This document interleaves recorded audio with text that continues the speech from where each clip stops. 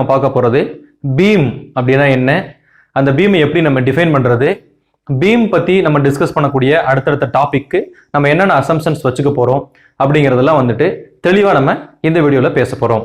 வாங்க பார்க்கலாம். So first பார்க்க போறது பீம் அப்படின்னா என்னன்ட்டு.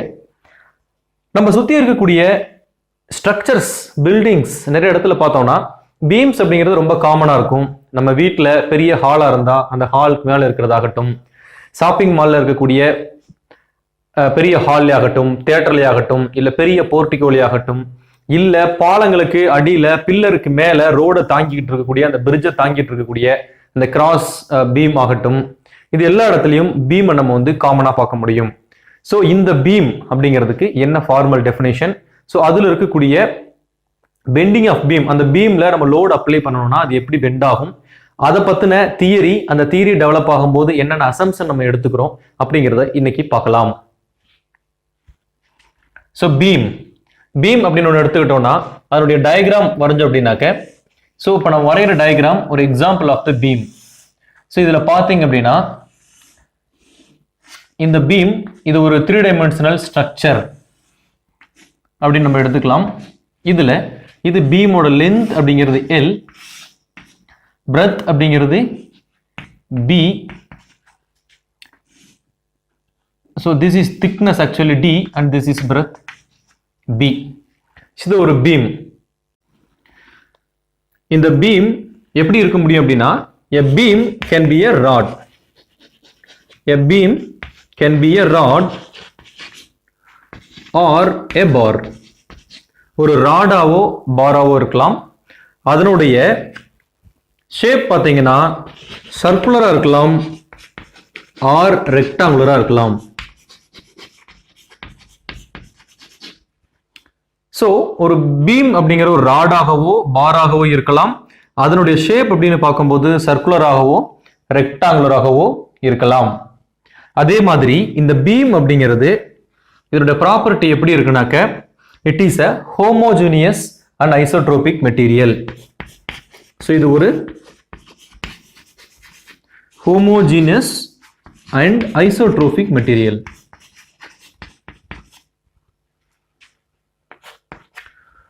homogeneous அப்படின்னா என்ன, isotropic அப்படின்னா என்ன? homogeneous அப்படின்னா இந்த மெட்டீரியலுடைய பேக்கிங், இந்த மெட்டீரியலுடைய டென்சிட்டி எல்லா இடத்துலையும் ஒரே மாதிரி இருக்கும். ஸோ இந்த ஃபுல் மெட்டீரியலும் சேம் டென்சிட்டியில அல்லது சேம் காம்போசிஷன்ல இருக்கும்.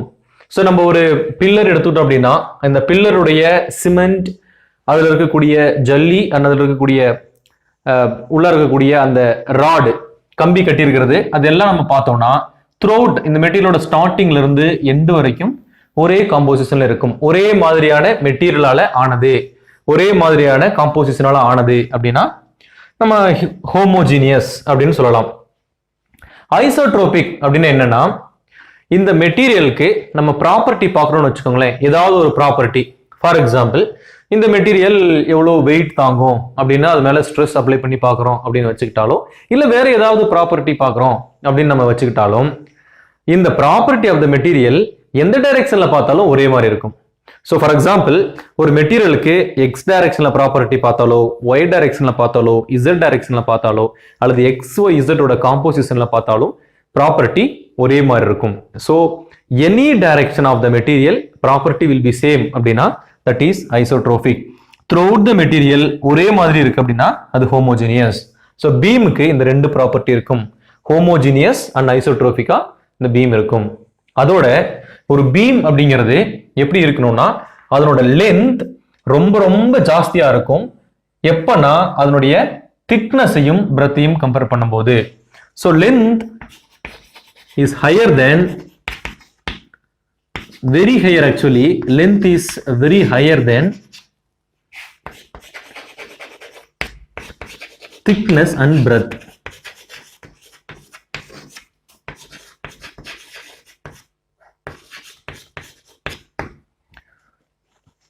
பிறகு ஒரு பீம் அப்படின்னு எடுத்துக்கிட்டோம்னாக்க எப்படி இருக்க முடியும் அப்படின்னா, இப்ப இந்த பீமே நம்ம எடுத்துக்கிட்டோம்னா இந்த படத்தை நான் திரும்ப வரைகிறேன்.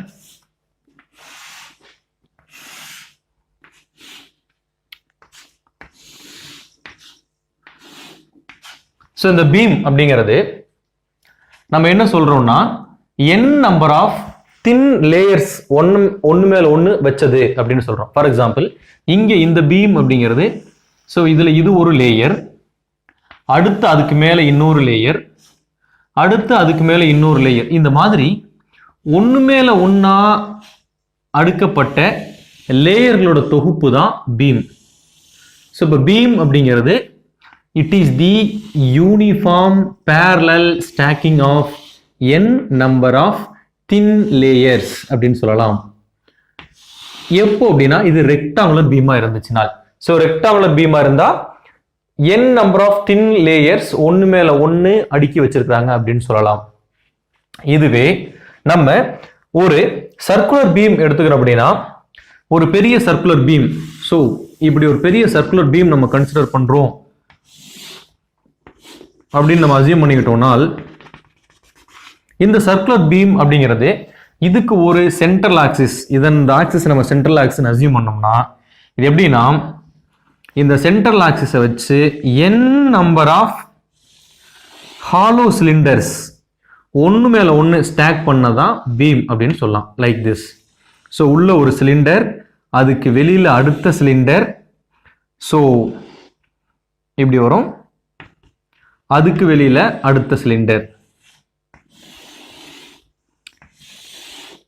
ஸோ இந்த மாதிரி n நம்பர் ஆஃப் சிலிண்டர்ஸ் சேர்த்தது தான் ஒரு சர்க்குலர் பீம் அப்படின்னு நம்ம சொல்லலாம்.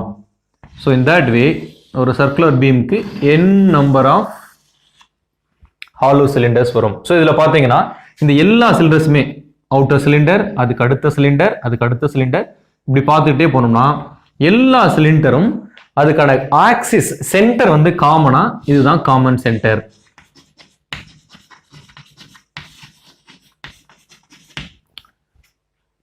ஸோ இந்த பாயிண்ட் நம்ம என்ன சொல்லியிருக்கிறோம்னா, so beam is a parallel stacking of n number of thin layers அப்படின்னு சொல்லலாம். Parallel stacking of n number of thin layers.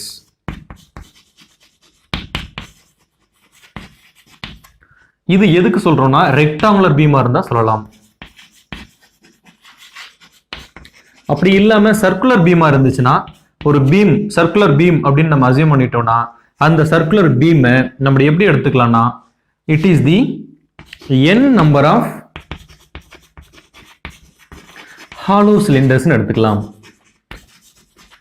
Hollow cylinder அப்படின்னா உள்ளீடற்ற சிலிண்டர்ஸ், உள்ளார எதுவும் கிடையாது அப்படின்னு வச்சுக்கிறோம். ஹாலோ சிலிண்டர்ஸ் உள்ள கேப் இருக்கு. So இந்த n number of hollow cylinders sharing common center of axis, அது important.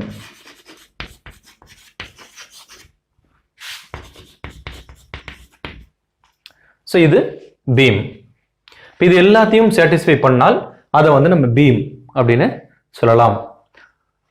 So இப்போ beamல என்ன, ஒரு beam அப்படிங்கிறது ஒரு ராடா இருக்கலாம் அல்லது ஒரு பாரா இருக்கலாம், அது சர்க்குலர் ஷேப்ல இருக்கலாம் அல்லது ரெக்டாங்குலர் ஷேப்ல இருக்கலாம். அதனுடைய ப்ராப்பர்ட்டி ஹோமோஜீனியஸ் அண்ட் ஐசோட்ரோபிக். ஹோமோஜீனியஸ்னா ஒரே மாதிரியான மெட்டீரியலால செய்யப்பட்டது. ஐசோட்ரோபிக்னா அந்த மெட்டீரியலோட ப்ராப்பர்ட்டி எல்லா டைரக்ஷன்லயும் ஒரே மாதிரி இருக்கும். அதனுடைய லென்த் திக்னஸ் அண்ட் பிரெத்தோட கம்பேர் பண்ணும் பொழுது மிக மிக அதிகம்.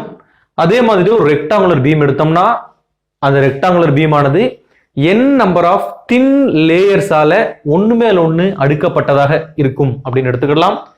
ஒரு சர்க்குலர் பீம் எடுத்துக்கிட்டோம்னா இந்த சர்க்குலர் பீம் அப்படிங்கிறது n number of hollow cylinders ஒன்னு கூட ஒன்னு அடுக்குனது. அது எல்லாத்துக்குமே சென்டர் காமன் சென்டரா இருக்கு.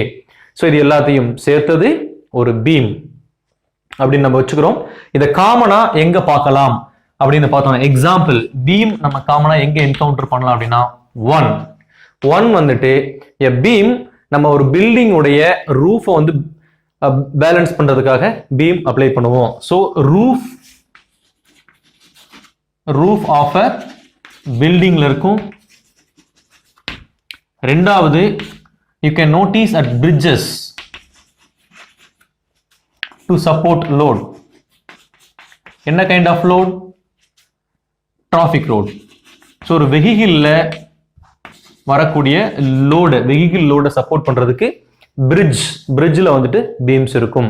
ஸோ ரெண்டு காமன் எக்ஸாம்பிள், ரூஃபை ஹோல்டு பண்றதுக்காக இருக்கும், பிரிட்ஜில் வந்துட்டு வெஹிக்கிள் லோடை தாங்கிறதுக்காக நமக்கு பீம்ஸ் நம்ம காமனா பார்க்கலாம். இது ரெண்டு இடம் எக்ஸாம்பிள்ஸ். நம்ம அடுத்து படிக்கக்கூடிய பீம் பத்தின கான்செப்ட்ஸ்க்கு எல்லாம் ஒரு பீமுக்கு அப்படின்னு சொல்லிட்டு என்ன அசம்ஷன் எடுத்துக்கிறோம்? ஸோ நம்ம ரேண்டமா எடுத்துக்கிட முடியாது. ஸோ ஒரு பீம்ஸ்க்குன்னு சில வரையறைகள் வச்சுட்டு அந்த வரையறைக்கு உள்ளார நம்மளுடைய கான்செப்ட்ஸ் எல்லாம் ஸ்டடி பண்ண போறோம். அந்த வரையறைகள் என்ன அப்படிங்கிறத நம்ம பார்க்கலாம்.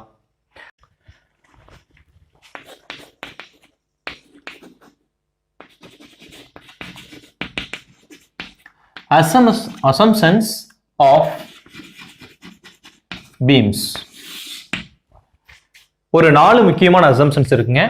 முதலாவது, இப்ப நம்ம டெஃபினிஷன்ஸ் படி என்ன பார்த்திருக்கோம்னா, length is far greater than breadth and depth ன்னு பார்த்திருக்கோங்க. ஸோ லென்த் ஜாஸ்தி அப்படிங்கும்போது ஒரு பீம்ல லென்த் ரொம்ப ஜாஸ்தியா இருந்து அதனுடைய breadth and thickness கம்மியா இருந்துச்சு அப்படின்னால் இப்படி அப்ளை பண்ணக்கூடிய சியரிங் ஃபோர்ஸ் அப்படிங்கிறத நம்ம வந்து நெக்லெக்ட் பண்ணிடலாம். சியரிங் ஃபோர்ஸ் நம்ம நெக்லெக்ட் பண்ணணும்னா சியரிங் ஃபோர்ஸால ஏற்படக்கூடிய சியரிங் ஸ்ட்ரெயினையும் நெக்லெக்ட் பண்ணிடலாம். So omit shearing force or shearing stress. omit பண்ணோம்னா hence shearing strain is also neglected. Strain is also neglected.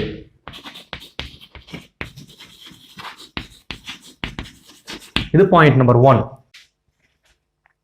So second point, இந்த பீம் எடுத்துட்டு இந்த பீமுக்கு நம்ம ஃபோர்ஸ் அப்ளை பண்ணும்போது இந்த பீம் பெண்ட் ஆகும், வளையலாம், இதனுடைய ஷேப் மாறலாம், இதனுடைய சைஸ் அப்படின்னு பார்க்கும்போது மாறாது. சைஸ் அப்படின்னா இதனுடைய uniform cross section of the material will not change.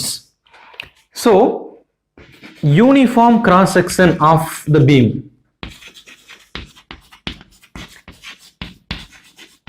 is same always. It does not change on the application of the stress over it. அது நம்ம சர்க்குலர் பீம் எடுத்துக்கிட்டாலும் சரி, ரெக்டாங்குலர் பீம் எடுத்துக்கிட்டாலும் சரி, ஃபோர்ஸ் அப்ளை பண்ணும்போது அது அதனுடைய ஷேப் மாறுமே ஒழிஞ்சு அதனுடைய கிராஸ் செக்ஷன் அதனுடைய சைஸ் மாறாது. மூன்றாவது, சப்போஸ் நம்ம ஒரு பீம் எடுத்துக்கிறோம், அந்த பீமுக்கு ஒரு ஃபோர்ஸ் அப்ளை பண்றோம், அந்த பீம் பெண்ட் ஆகுது அப்படின்னா இந்த பெண்ட் அப்படிங்கிறது ரேண்டமா பெண்ட் இப்படி இருக்க முடியாது. இந்த மாதிரி பெண்ட் நம்ம எடுத்துக்கிறது இல்லை. இந்த மாதிரி ஒரு ரேண்டம் பெண்டை நம்ம அசூம் பண்ண மாட்டோம். வேற நம்ம எப்படி பெண்ட் எடுத்துக்கிறோம்னா, இப்படி பெண்ட் ஆகும்போது இந்த பெண்டை நம்ம கனெக்ட் பண்ணோம்னா it will form a circle, right? So அந்த பெண்ட் ஒரு சர்க்கிள் ஃபார்ம் பண்ணுதுன்னா இந்த ஒரு போர்ஷன் அப்படிங்கிறது arc of the circle சொல்லலாம்.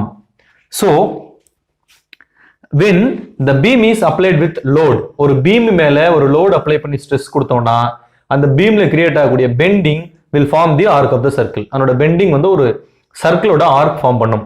ஸோ அப்படின்னா on stress beam bends to an arc of a circle.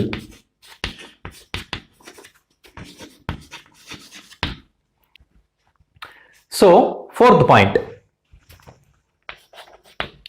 இப்போ ஒரு பீம் நம்ம கன்சிடர் பண்றோம்னு வச்சுக்கோங்களேன், இங்க இருக்கு. ஸோ இந்த பீம்ல அப்ளை ஆகக்கூடிய வெயிட்டோட கம்பேர் பண்ணும்போது, இது மேல அப்ளை ஆகக்கூடிய லோட் கம்பேர் பண்ணும்போது இந்த பீமுக்கான வெயிட் தட் இஸ் நெக்லிஜிபிள். ஒரு பீம் இருக்கு, ரூஃப்லுக்கு ஒரு பீம் போட்டிருக்காங்க, அந்த ரூஃப் மேல வெயிட் அப்ளை ஆகும். ரூஃப் ஒரு பீம், அதுக்கு மேல ரூஃப் இருக்கும். ஸோ இந்த டோட்டல் ரூஃபோட வெயிட் அந்த பீம் ஹோல்டு பண்ணிட்டு இருக்கு, ரைட்டுங்களா? அப்போ அந்த டோட்டல் ரூஃபோட வெயிட் எடுத்துட்டு இந்த பீமோட வெயிட் பார்த்தோம்னா பீமோட வெயிட்டை வந்து நம்ம ஒமிட் பண்ணிடலாம், பிகாஸ் ரூஃபோட வெயிட் ஜாஸ்தியா இருக்கும். அதே மாதிரி ஒரு பிரிட்ஜ் எடுத்துக்கிறீங்க, அந்த பிரிட்ஜில் இருக்கக்கூடிய பீமோட வெயிட் பார்த்து வச்சுக்கிறோம், அது மேல அப்ளை ஆகக்கூடிய லோட் அப்படின்னு பார்க்கும்போது அதனுடைய லோட் வந்து ஜாஸ்தியா இருக்கும். ஸோ அந்த பீமோட வெயிட்டை இக்னோர் பண்ணிடலாம். So on the comparison of the load weight of the beam can be neglected.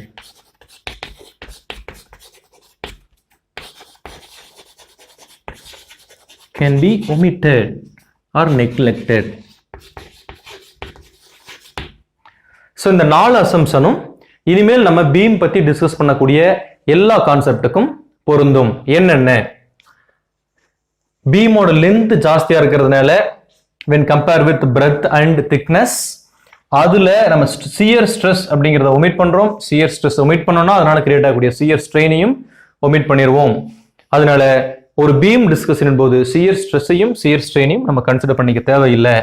ரெண்டாவது பாயிண்ட், இந்த மாதிரி நம்ம ஒரு ஸ்ட்ரெஸ் கொடுத்தோம்னா அந்த பீம் அதனுடைய வந்து ஷேப் மாறும், ஆனா அதனுடைய சைஸ் மாறாது. இது ரெக்டாங்குலர் இருக்கிறது பெண்ட் ஆகி ஒரு சர்க்கிளோட ஆர்க்கா மாறலாம், ஆனால் இதனுடைய யூனிஃபார்ம் கிராஸ் செக்ஷன் சேஞ்ச் ஆகாது. So uniform cross section will be always same. மூணாவது பாயிண்ட், ஸ்ட்ரெஸ் அப்ளை பண்ணும்போது இந்த பீம் பெண்ட் ஆகும். அப்படி பெண்ட் ஆகும்போது இந்த கேஸ் மாதிரி ரேண்டமா பெண்ட் ஆகலாம் அல்லது இப்படி ஒரு பெண்ட் ஆகலாம். நம்ம என்ன எடுத்துக்கிறோம்னா பெண்ட் ஆகக்கூடிய பீம் அப்படிங்கிறது அந்த பெண்ட் ஒரு சர்க்கிளோட ஆர்க் அதான் ஃபார்ம் ஆகும். ஸோ தட் அதை ஃபுல்லா நம்ம கனெக்ட் பண்ணோம்னா நமக்கு ஒரு சர்க்கிள் கிடைக்கும் அப்படின்னு எடுத்துக்கிறோம். Hence on stress beam bends to an arc of a circle. நாலாவது பாயிண்ட், நம்ம ஒரு பீம் எடுத்துக்கிட்டோம்னா அந்த பீம் மேல அப்ளை பண்ணக்கூடிய லோட கன்சிடர் பண்ணும்போது பீமோட வெயிட் அப்படிங்கிறது நெக்லிஜிபிள், அதை நம்ம விட்டுறலாம். So that on the comparison of the load, weight of the beam can be neglected. இந்த 4 அசம்ஷனோட நம்ம அடுத்து பீமை வச்சு சில டெரிவேஷன்ஸ் பார்க்கலாம் அடுத்த வீடியோல. Until then, bye.